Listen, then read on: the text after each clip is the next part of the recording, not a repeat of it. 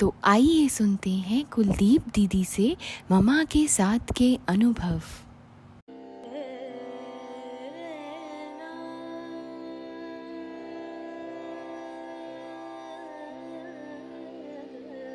ऐसे ही हमने सुना कि एक बार दादी ने बताया, बाबा ने बच्चों से पूछा आज कहाँ जाएंगे घूमने के लिए, तो सब ने अपना अपना विचार सुनाया। मम्मा को बाबा ने कहा आप इनके साथ डिसाइड कर लो, फिर मुझे बता देना कहाँ जाना है।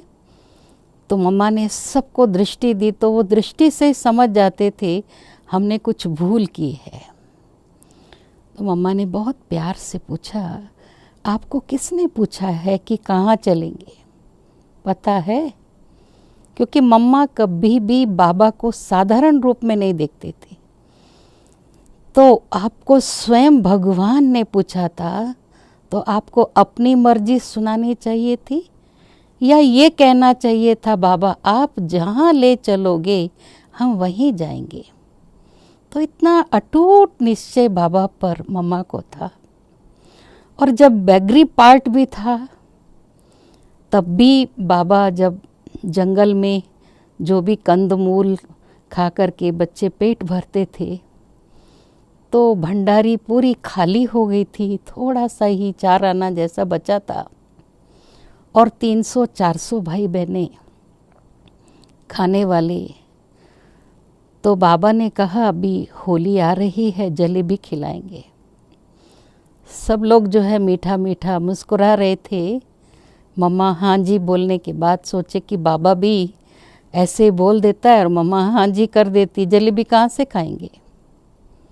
लेकिन उस समय एक बांधेली माता आबू रोड से, सिंधी माता थी, वो आती थी छुप छुप करके। तो उसके पति को बाबा ने, वो विष्णु भक्त था, विष्णु का साक्षात्कार कराया और कहा तेरी पत्नी जहाँ जाती है वहाँ पर कल मेरे बच्चों को जलेबी खिलाना है, तो तुम उसके साथ अमाउंट भेजो। उसको पहले तो आश्चर्य हुआ कि मुझे विष्णु जी आज कैसे दिखाई दिए। फिर पत्नी के कमरे में भी जाके देखा, वो सो रही है, सोचा सपना होगा।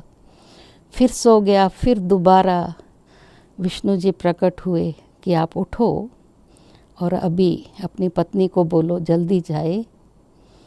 तो फिर उसने अमाउंट दे कर के भेजा और कहा कि जलेबी खिलाना। और बाबा मम्मा जंगल में ही थे, तो बाबा ने कहा मम्मा देखना तेरी भक्त वहाँ से आएगी अभी और वो कुछ दे कर जाएगी।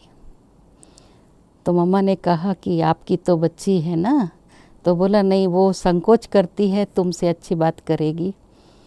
तो मम्मा ने देखा कि वो माता भाग भाग कर आ रही थी और बहुत खुशी में थी कि आज बाबा ने मेरे पति की बुद्धि का ताला खोल दिया।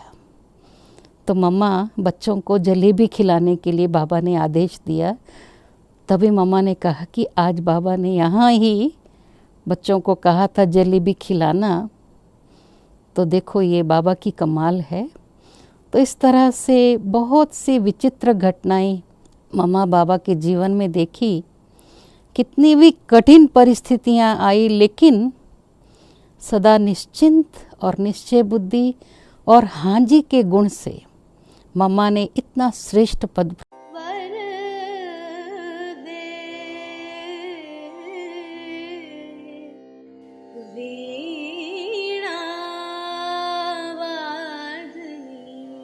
वर दे।